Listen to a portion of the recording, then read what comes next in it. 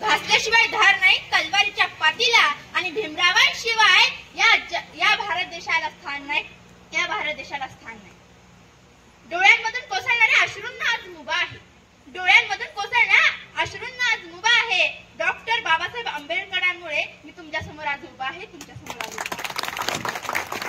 सर्वप्रथम तर सर्वच मान्यवरांना प्रथमतः माझा जय भीम.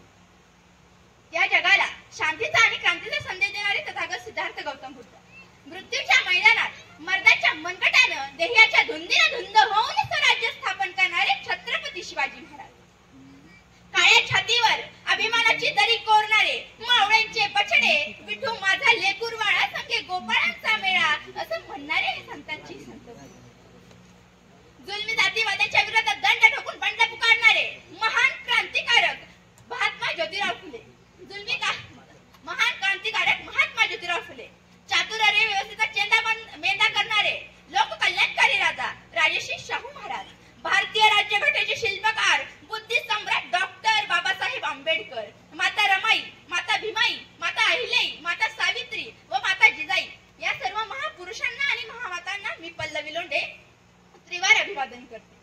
मित्रांनो, ज्या वेळेस या भूमीमध्ये धर्माचा मुखवटा तयार होऊ लागला होता, पाप पुण्याचं व्यापारीकरण सुरू झालेलं होतं, अशाच असंख्य गोष्टी खाली समाज पूर्णपणे दबलेला होता.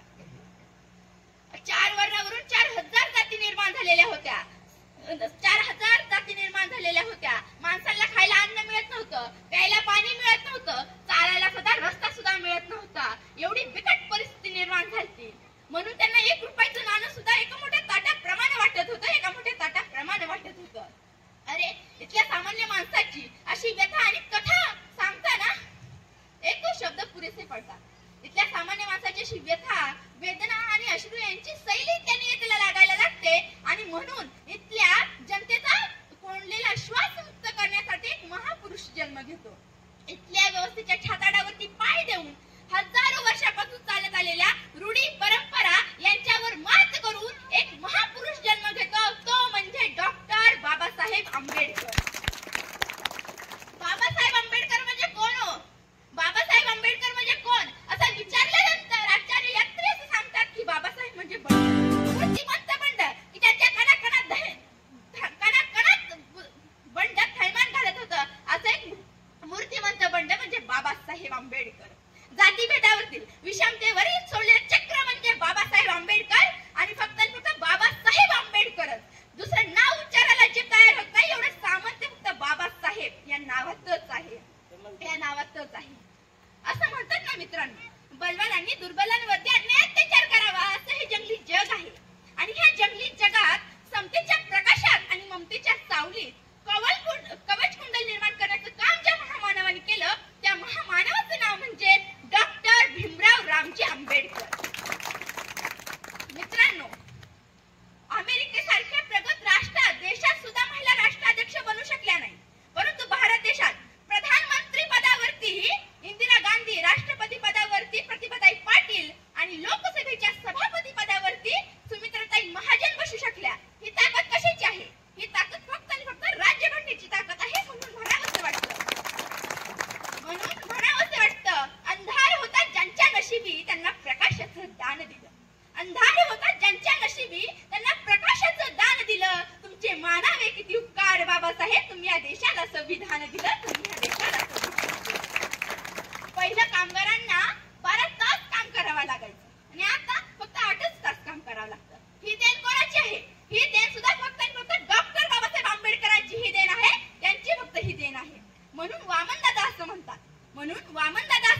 की भीमा, जर का तुझ्या मताचे 4च लोक असते, भीमा जर का तुझ्या मताचे 4च लोक असते ना, तर तुझ्या तलवारचे टोक जरा काहीसे न्यारेच असते, तलवारचे टोक जरा काहीसे न्यारेच असते. आपण हे तलवारीचं टोक निर्माण करण्याचं काम करूया. अरे बाबासाहेब म्हणजे बुद्धिमत्तेचं हिमालय, अरे बाबासाहेब म्हणजे बुद्धिमत्तेचं हिमालय आणि त्या हिमालयावरती चढणारे आपण गिर्यारोहक आहोत.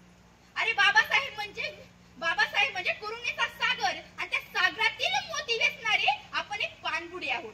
अरे बाबासाहेब म्हणजे विषमतेचा आकाश आणि त्या आकाशात झेप घेणारी आपण एक गरुड आहोत, आपण एक गरुड आहोत. बाबासाहेबांचा वसा वारसा अशाच पद्धतीने आपण पुढे चालवला पाहिजे. म्हणून म्हणावंसं वाटतं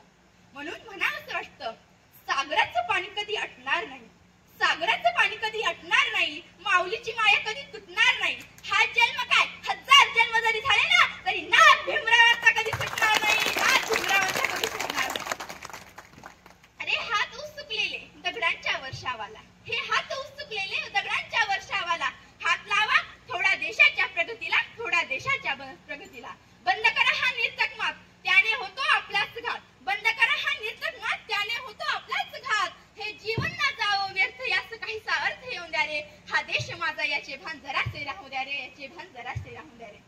जाता जाता